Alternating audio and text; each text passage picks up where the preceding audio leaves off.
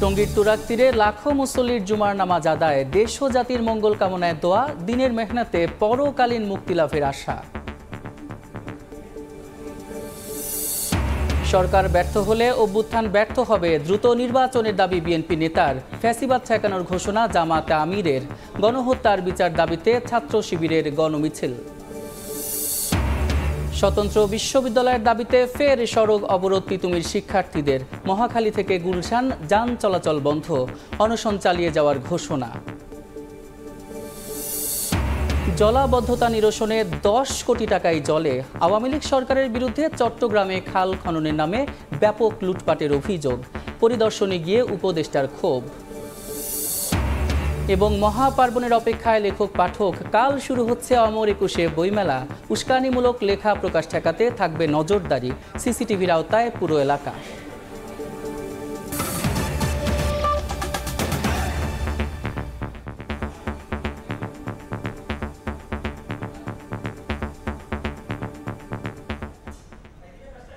সময় সংবাদের সঙ্গে আছি আমি সাদিক হাসান ইমন। আল্লাহ তাআলার শ্রেষ্ঠত্বের ধ্বনিতে মুখর টঙ্গীর তুরাগ তীর। বিশ্ব ইজতেমার প্রথম পর্বের প্রথম দিনে জুমার নামাজের ঢল নামে মুসল্লির। মূল ময়দান ছাপিয়ে সড়ক অলিতে গলিতেও নামাজ আদায় করেন তারা। দোয়া করেন দেশ ও জাতির মঙ্গলের জন্য। দিনের মেহনতে পরকালীন মুক্তিলাভের আশা ধর্মপ্রাণ মানুষের। এর আগে সকাল থেকে খিত্তায় খিত্তায় তালিমি বয়ান আর জিকির আসকারে মুশগুল থাকেন তারা। তোহা খান তামিমের রিপোর্টে বিস্তারিত।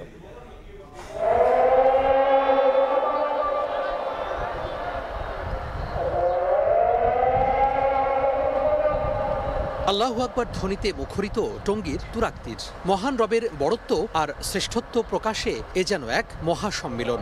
সিজদাবনত অসহায় বান্দা নিজেকে সঁপে দিয়েছেন, আত্মসমর্পণ করেছেন মহান রবের দরবারে। 160 একরের মূল ময়দান ছাড়াও জুমার নামাজে এই মহাসম্মেলনের ঢেউ ছড়িয়ে পড়ে আশপাশের রাস্তা ও অলিগলিতে। 58তম বিশ্ব ইজতেমার জুমার নামাজে অংশ নেন লাখো মানুষ।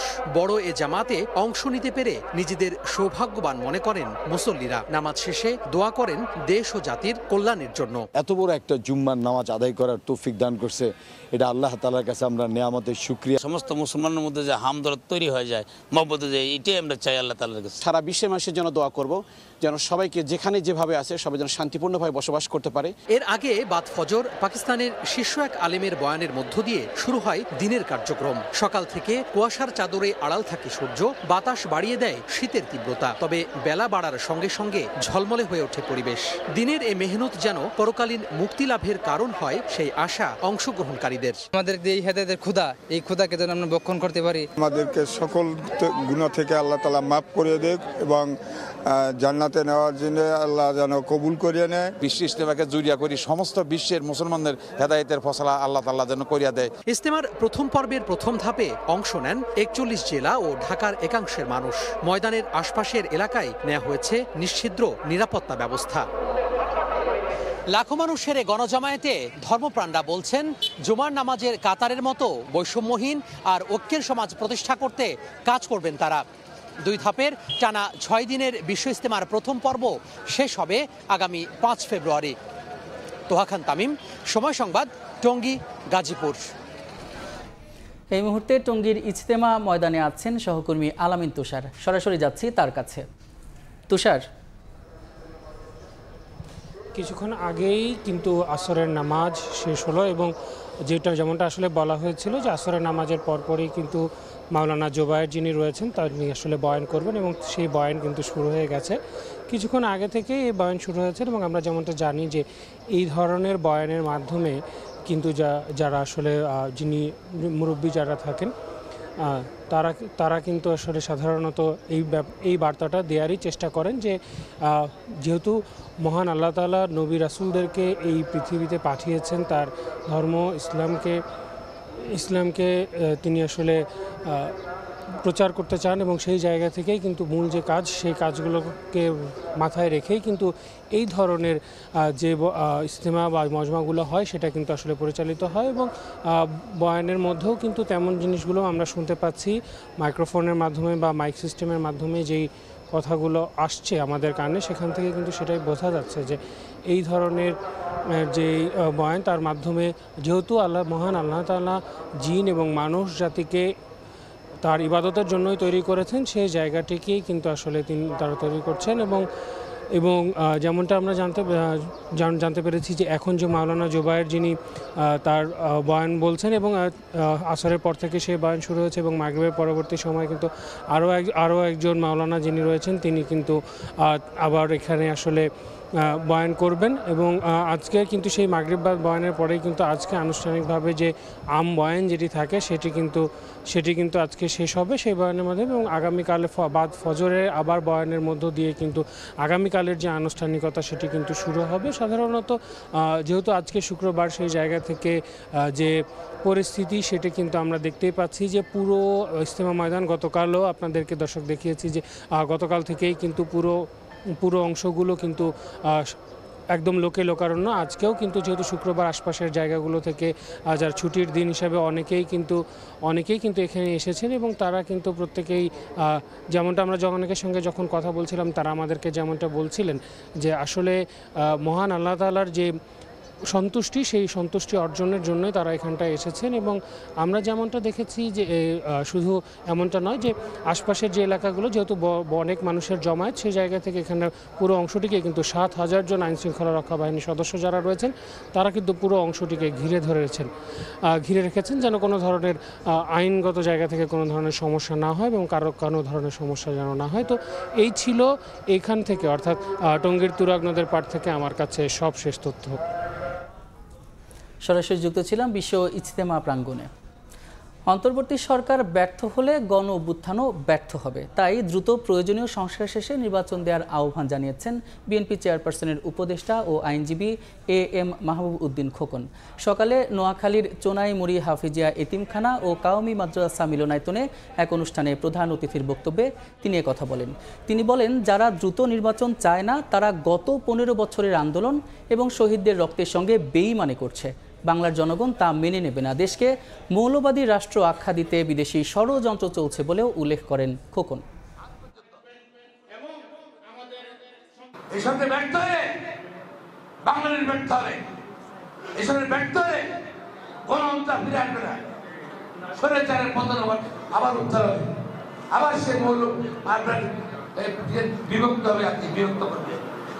দেশি বিদেশি অনেক ষড়যন্ত্র চলছে, হবে সেই ষড়যন্ত্রের জয় হবে, জাতির পরে দেওয়া হবে। সুতরাং অনুরোধ, অনধিপতি নির্বাচনের তারিখ ঘোষণা করুন। আওয়ামী লীগের আমলে জামাতে ইসলামের নেতা কর্মীদের ওপর জুলুমের পর্বত চাপিয়ে দেওয়া হয়েছিল বলে দাবি করেছেন জামাতের আমির ডক্টর শফিকুর রহমান। বলেন, ফ্যাসিবাদীদের পুনরাবৃত্তি ঠেকাতে কাজ করবে তার দল। সকালে রাজধানীর মগবাজারে এক স্মরণ সভায় অংশ নিয়ে তিনি একথা বলেন। এদিকে ফ্যাসিস্ট সরকারের সময়ে গুম, হত্যা এবং গণহত্যার বিচারের দাবিতে গণমিছিল করেছে ছাত্র শিবির। শুক্রবার জুমার নামাজের পর জাতীয় মসজিদ বাইতুল মোকাররমের সামনে থেকে বিক্ষোভ মিছিল শুরু করে বাংলাদেশ ইসলামী ছাত্র শিবির। আওয়ামী লীগ সরকারের সময়ে গুম, খুন সহ গণহত্যার বিচার দাবিতে আয়োজন করা হয় এই গণমিছিলের। জাতীয় প্রেস ক্লাব, সুপ্রিম কোর্ট ঘুরে শাহবাগে গিয়ে শেষ হয় মিছিল। এরপর সেখানে সংক্ষিপ্ত সমাবেশে শিবির নেতারা দাবি করেন, গণ অভ্যুত্থান পরবর্তী ঐক্যে ফাটল ধরিয়ে ফায়দা নেওয়ার চেষ্টা করছে একটি পক্ষ। গণহত্যার বিচার দেরি হওয়ায় সরকারের সমালোচনা করেন তারা। দাবি জানান আহতদের চিকিৎসা ও পুনর্বাসন নিশ্চিতে কার্যকর উদ্যোগ নেয়ার। আপনাদেরকে এখানে বসানো হয়েছে এ ছাত্র জনতার গণহত্যার বিচার নিশ্চিত করার জন্য। আমরা দেখেছি এখনো পর্যন্ত যারা আহত, পঙ্গুত্ব বরণ করেছে, তাদের চিকিৎসা সেবা এখনো নিশ্চিত করা হয় নাই। ছাত্র জনতার কোনো ঐক্যের ফাটল ধরানো যাবে না। যারাই আমাদের ঐক্যের ফাটল ধরানো ষড়যন্ত্র করবে তাদেরকে রুখে দিতে হবে। এদিকে শুক্রবার সকালে রাজধানীর মগবাজারে সাবেক সংসদ সদস্য ও জামায়াতে ইসলামের মহিলা শাখার প্রতিষ্ঠাতা সাধারণ সম্পাদক হাফেজা আসমা খাতুনের স্মরণ সভায় অংশ নেন জামায়াতে ইসলামের আমির ডাক্তার শফিকুর রহমান। প্রধান অতিথির বক্তব্যে ফ্যাসিবাদী শাসনের সময় বিভিন্ন জুলুম নির্যাতনের বর্ণনা দিতে গিয়ে আবেগাপ্লুত হয়ে পড়েন তিনি। স্বাধীন সার্বভৌম রাষ্ট্রে আর কখনো যেন ফ্যাসিবাদ ফিরে না আসে, সেজন্য সবাইকে ঐক্যবদ্ধ হওয়ার আহ্বান জানান জামাতের আমির। জুলুমের মহাপর্বত আমাদের ঘাড়ে চাপিয়ে দেওয়া হয়েছে। আপনজন থেকে বিদায় নিতে পারবো না, আপনজনকে বিদায় দিতে পারবো না, সবার সাথে দোয়ায় শরীক হতে পারবো না। দেখে আমরা যেন উপযুক্ত শিক্ষা নিতে পারি গোটা জাতি, একই পথে আর যেন কেউ পা না বাড়াই। হটকারিতা, ফেসিজম কারোর জন্যই দুনিয়ায় কল্যাণকর না, আখিরাতেও কল্যাণকর না। সুষ্ঠু নির্বাচনের মাধ্যমে একটি সুন্দর গণতান্ত্রিক দেশ গড়ে তুলতে ঐক্যবদ্ধভাবে সংস্কারের বিকল্প নেই বলেও মনে করেন জামাত শিবির নেতারা। আন্তরিক ছিলেন, নিষ্ঠাবান ছিলেন। সাদিকুর রহমান, সময় সংবাদ, ঢাকা। আওয়ামী লীগ কর্মসূচি দিতেই পারে, কিন্তু তা মোকাবেলায় পুলিশ মাঠে থাকবে বলে জানিয়েছে ডিএমপি কমিশনার শেখ মোহাম্মদ সাজ্জাদ আলী। এছাড়া নিষিদ্ধ সংগঠন ছাত্রলীগকে কোনো কর্মসূচি করতে দেওয়া হবে না বলেও হুঁশিয়ারি তার। দুপুরে বইমেলা প্রাঙ্গণে গিয়ে তিনি বলেন, এসব কর্মসূচি ঘিরে কোনো নিরাপত্তা ঝুঁকি নেই। প্রোগ্রাম দিতেই পারে এবং সেগুলো তো আমরা প্রতিদিনই মোকাবেলা করে যাচ্ছি এবং নিষিদ্ধ ঘোষিত ছাত্রলীগের অনেক নেতাকে আমরা ইতিমধ্যে অ্যারেস্ট করেছি, তারা বন্দি আছে। তারা যদি এরকম কোনো অ্যাটেম্প নেয় অবশ্যই আমরা ব্যবস্থা নিব, তবে আপাতত দৃষ্টিতে আমি কোনো আশঙ্কা দেখি না। বাজারে দাম কমতে শুরু করেছে, তবে সুখবর নেই চালের দামে। শুল্ক কমিয়ে আমদানির পরও বাড়তি দামে বিক্রি হচ্ছে সব ধরনের চাল। বরাবরের মতো চালকল মালিক এবং আমদানিকারকদের দুষছেন পাইকারি বিক্রেতারা। মাসখানেক থেকে চড়ে থাকা চালের বাজারে সুখবর নেই রাজধানীর কারওয়ান বাজারের বিক্রেতাদের কাছে। কেজি প্রতি 6 থেকে 8 টাকা বেড়ে যাওয়ার পর শুল্ক কমিয়ে আমদানির সরকারি উদ্যোগ কাজে আসেনি। চাহিদার উপরের দিকে থাকা মিনিকেট বিক্রি হচ্ছে 80 থেকে 82 টাকায়, বিড়ি 28 বিক্রি হচ্ছে 58 থেকে 60 টাকায়, আর নাজির শাইল কিনতে গুনতে হচ্ছে 82 থেকে 90 টাকা। এলসিরা সরকারি মাধ্যমে করলে সবচেয়ে ভালো হয়। কোম্পানিরা করার কারণে এই কোম্পানিরা এই চালগুলো নিয়ে নিজেদের কোম্পানির ভিতরে ভর্তিছে, এই কারণেই দামটা কমতেছে না। পারতেছে যারা কিনতেছে, আর যারা পারতেছেন তাদের তো সমস্যা। ভালো চাল তো ভাত খেতেই পারবে না, উপর থেকে ব্যবস্থা না নিলে এগুলো তো ঠিক হবে না। তবে কিছুটা স্বস্তি মিলেছে মুরগির বাজারে। গত সপ্তাহে 200 টাকার ব্রয়লার মুরগি সপ্তাহ ব্যবধানে 15 থেকে 20 টাকা কমে বিক্রি হচ্ছে 180 থেকে 185 টাকায়। কেজিতে 20 থেকে 30 টাকা কমেছে সোনালী মুরগির দামও। কমের কারণ হলো আপনার বিয়ে পিকনিক কমে গেছে, সামনের রমজান মাস আসতেছে, বেচা বিক্রি কম হবে, এই কারণে এখন আমরা খামারগুলো হালকা করতেছে। বাজারটা এভাবে কেন ওঠানামা করতেছে, একটা নিয়ন্ত্রণের মধ্যে থাকা উচিত। কারণ হয়তো 5 টাকা আপ ডাউন হইতে পারে, কিন্তু একবারে 20 টাকা 50 টাকা এভাবে আপ ডাউন করাটা আসলে অনেক আমাদের জন্য কষ্টকর। দাম কমতির খবর আছে মাছের বাজারেও। বড় আকারের মাছের দাম 100 থেকে 150 টাকা কমার খবর জানাচ্ছেন বিক্রেতারা। তবে আসন্ন রমজানে বাড়তে পারে দাম। মাছের দাম কম, প্রত্যেক মাছ কেজিতে 100-200 টাকা কম। সামনে শবে বরাত আসতেছে, রমজান আসতেছে, একটু বাড়তে পারে। ক্রেতারা সবচেয়ে বেশি স্বস্তি পাচ্ছেন সবজির দামে। বেশিরভাগই মিলছে 20 থেকে 40 টাকার মধ্যেই। পর্যাপ্ত সরবরাহ থাকায় দাম কম বলে জানালেন বিক্রেতারা। 20 টাকা, 25 টাকা, 30 টাকা, এর উপরে কোনো সবজি নাই। যেটা সর্বনিম্ন ভালো ওটা একটু দাম বেশি ভালো আর কি, 5 টাকা বাড়তি। এখন সবজির দাম কম আছে পাইকারদের কাছে, বাস খুচরাতে আমরা ওটা কম পাই না। রমজানে অবশ্যই দাম আমরা কম চাই। বাজারে 5 টাকা কমে নতুন আলু পাওয়া যাচ্ছে কেজি প্রতি 20 টাকায়, আর পেঁয়াজ মিলছে 50 টাকা কেজি দরে। MS আরিফিন, সময় সংবাদ, ঢাকা। আজ পর্দা নামছে ঢাকা আন্তর্জাতিক বাণিজ্য মেলার। শেষ মুহূর্তে বেড়েছে ক্রেতার সমাগম। বিস্তারিত জানাতে সরাসরি যাচ্ছি মেলা প্রাঙ্গণে। সেখানে আছেন সহকর্মী জিন্নাতারা যশোয়া। সমাপনী অনুষ্ঠানও শেষ হয়েছে, আর মাত্র কয়েক ঘন্টার অপেক্ষা, তারপরই পর্দা নামবে 29তম ঢাকা আন্তর্জাতিক বাণিজ্য মেলার। এবং শেষ সময়, শেষ দিন, সাপ্তাহিক ছুটির দিন হওয়ায় যেমনটা প্রত্যাশা ছিল যে লোকে লোকারণ্য অবস্থা হবে, ঠিক তেমনটাই হচ্ছে। প্রায় লোকে লোকারণ্য অবস্থা বাণিজ্য মেলা প্রাঙ্গণে। সকাল থেকে ভিড় ছিল, কারণ আজ সাপ্তাহিক ছুটির দিন শুক্রবার, এবং বেলা বাড়তে বাড়তে গেল কয়েক শুক্রবার যেমন ছিল তার সব মাত্রা ছাড়িয়ে গেছে বাণিজ্য মেলা প্রাঙ্গণে দর্শনার্থীর সংখ্যা। এবং প্রবেশ দ্বার থেকে শুরু করে 2টি হল এবং পুরো বাণিজ্য মেলা প্রাঙ্গণেই সমানভাবে দেখা যাচ্ছে দর্শনার্থীদের। এবং দেখা যাচ্ছে প্রবেশদ্বারের সামনে এবছর যেহেতু অনলাইনে টিকিট কাটার ব্যবস্থা ছিল, গেল কয়েকদিন দেখা যাচ্ছিল মাস জুড়েই যে অনলাইনে টিকিট কাটার ব্যবস্থা থাকার কারণে প্রবেশদ্বারে খুব একটা লাইন দেখা যায়নি সাপ্তাহিক ছুটির দিন বিকেল বেলাগুলো ছাড়া। কিন্তু আজ সারাদিন থেকেই দেখা যাচ্ছিল লাইন কেবল বাড়তেই ছিল এবং দর্শনার্থী সমাগমও কিন্তু বাড়তে ছিল। এবং বিকেল হতে হতে দর্শনার্থীর সংখ্যা লাখ ছাড়িয়েছে, এমনটাই বলছেন আমাদেরকে মেলায় অংশগ্রহণকারী ব্যবসায়ীরা এবং ইজারাদাররা। এবং তারা বলছেন যে শেষ শুক্রবারে যেমন প্রত্যাশা তারা চেয়েছিলেন, শেষ দিন যেমন প্রত্যাশা চেয়েছিলেন, ঠিক তেমনই দর্শনার্থী হয়েছে। এবং শুধু দর্শনার্থী সমাগমই নয়, তারা প্রত্যেকেই কিন্তু কেনাকাটা করতে ব্যস্ত এবং বিভিন্ন প্রতিষ্ঠান বিভিন্ন ধরনের ছাড় দিয়েছেন ক্রেতা আকর্ষণ। এবং ক্রেতারাও শেষ সময় যারা জমিয়ে রেখেছিলেন যে ছাড়ের ফলে যারা কেনাকাটা করবেন, তারাও আসলে কেনাকাটার দিকেই আগ্রহী হচ্ছেন। স্টল ও প্যাভিলিয়নগুলোতে কেনাকাটার জন্য ভিড় জমাচ্ছেন ক্রেতারা। এবং শুধু হলগুলো কিংবা স্টল প্যাভিলিয়নগুলোতেই নয়, বাইরের যেই সমস্ত জায়গায় এবছর নতুন করে যুক্ত করা হয়েছে দর্শনার্থীদের ঘোরার জন্য, যেমন জুলাই আগস্টকে প্রাধান্য দিয়ে জুলাই চত্বর বা 36 চত্বর নামে যেই জায়গাটি তৈরি করা হয়েছে, তারুণ্যের প্যাভিলিয়ন তৈরি করা হয়েছে, এই সব জায়গাগুলোতেও সমানভাবে দর্শনার্থীরা ঘুরছেন, ঘুরে ঘুরে মেলা উপভোগ করছেন। এবং কিছুক্ষণ আগে সমাপনী অনুষ্ঠানে যেমনটা বলছিলেন বাণিজ্য উপদেষ্টা, যে আসলে প্রতি বছরই আন্তর্জাতিক বাণিজ্য মেলায় বিদেশি স্টল প্যাভিলিয়নগুলো অংশগ্রহণ করে, তবে ঠিক প্রত্যাশা অনুযায়ী স্টল প্যাভিলিয়ন অংশগ্রহণ করে না। ঠিক এই কারণে কিন্তু দেখা যায় যতটা নামে আমরা আন্তর্জাতিক বাণিজ্য মেলা বলি, ততটা আন্তর্জাতিক মানের বাণিজ্য মেলা হয় না, এমনটাই বলছিলেন বাণিজ্য উপদেষ্টা। এবং এখন থেকেই আজ বাণিজ্য মেলার এবারের আসরের পর্দা নামলে আগামীকাল থেকে ইবিবি তৈরি হয়ে যাবে 30তম ঢাকা আন্তর্জাতিক বাণিজ্য মেলার প্রস্তুতি নিয়ে। তো এই ছিল আমার কাছে 29তম ঢাকা আন্তর্জাতিক বাণিজ্য মেলার শেষ দিনের সবশেষ খবর। সরাসরি যুক্ত ছিলাম ঢাকা আন্তর্জাতিক বাণিজ্য মেলায়। চট্টগ্রাম নগরীর 21টি খাল খননে 10 কোটি টাকা বরাদ্দ থাকলেও কাজের কাজ কিছুই হয়নি, সুফল মেলেনি জলাবদ্ধতা নিরসনে 8.5 কোটি টাকা খরচ করেও। শুক্রবার দুটি খাল পরিদর্শনে গিয়ে এ নিয়ে ক্ষোভ প্রকাশ করেন শিল্প ও গৃহায়ন উপদেষ্টা আদিলুর রহমান খান। এ সময় সিটি মেয়র জানান, এবার প্রধান উপদেষ্টার তদারকিতে সরকারি সংস্থাগুলোর মধ্যে সমন্বয় করা হয়েছে। বন্দরনগরী চট্টগ্রামের বড় সমস্যা জলাবদ্ধতা নিরসনে খাল খনন প্রকল্প হাতে নেয় কর্তৃপক্ষ, যদিও 34টির মধ্যে 21টি এখনও খনন হয়নি।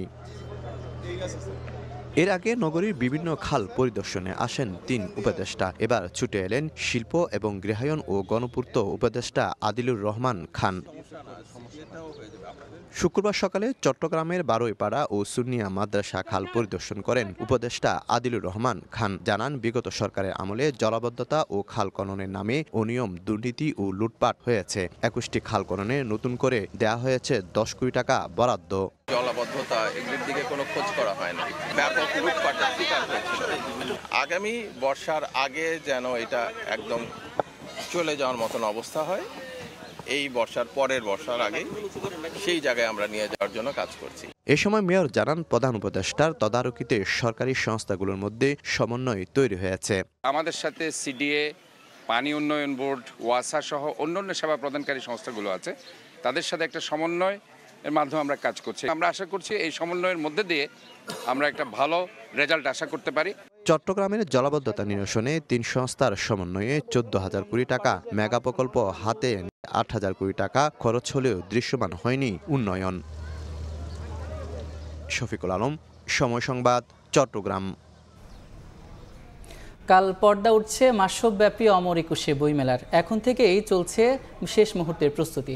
এবার মেলায় উস্কানিমূলক লেখা প্রকাশ ঠেকাতে বিশেষ নজরদারি থাকবে বলে জানিয়েছেন ডিএমপি কমিশনার। এছাড়া নিচ্ছিদ্র নিরাপত্তা নিশ্চিতে সিসিটিভির আওতায় থাকবে পুরো এলাকা।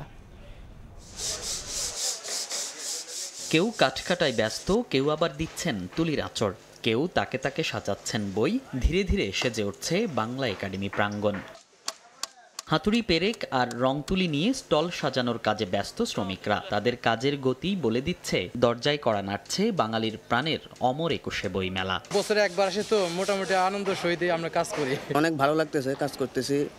তো চলে যাব, কাজ শেষ হয়ে যাবে 1 তারিখে, মেলা যখন উদ্বোধন হয়ে যাবে।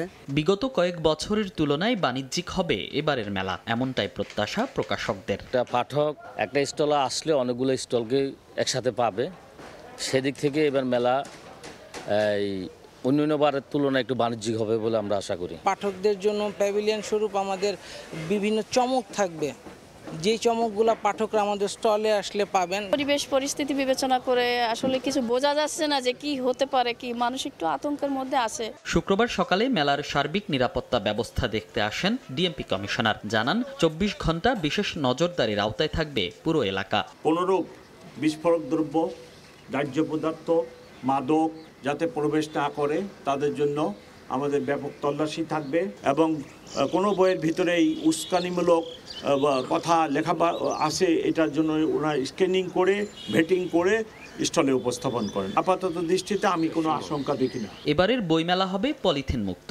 এছাড়াও বিশেষ আকর্ষণ হিসেবে থাকবে জুলাই চত্বর, যেখানে ফুটিয়ে তোলা হবে গণঅভ্যুত্থানের চিত্র। রাত পোহালেই ভাষার মাস ফেব্রুয়ারি, তার সঙ্গেই সঙ্গতি রেখে দ্বার খুলবে বাঙালির প্রাণের মেলা অমর ২১শে বইমেলার। লেখক, পাঠক ও প্রকাশকদের পদচারণায় মুখরিত হবে সাহিত্যাঙ্গন, উন্মোচিত হবে সৃজনশীলতার নতুন দ্বার। সেই প্রস্তুতি চলছে দিনভর নানা ব্যস্ততায়। দীর্ঘ ১৬ বছরের স্বৈরশাসনের অবসানের পর নতুন বাংলাদেশে বইমেলার এই আয়োজন ফিরে পাবে নতুন প্রাণচাঞ্চল্য, সেই প্রত্যাশাই সকলের। মনির হোসাইন, সময় সংবাদ, ঢাকা।